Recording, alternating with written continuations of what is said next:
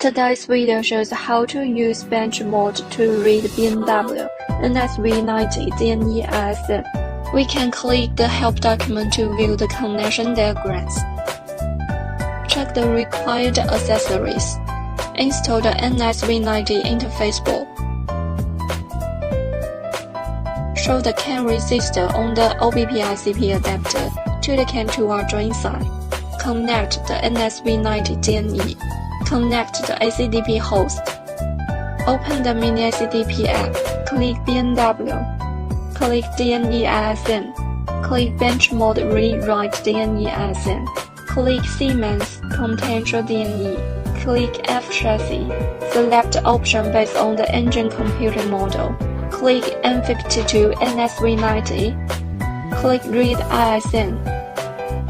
Please connect the ACDP host with DME and click Continue. Confirm the system information and save the screenshot. Click Continue. Please take a screenshot and export the ISN date. Click Export. Please note the file storage path. Click Save on the bottom right corner. ISN date is exported successfully. Thanks for watching.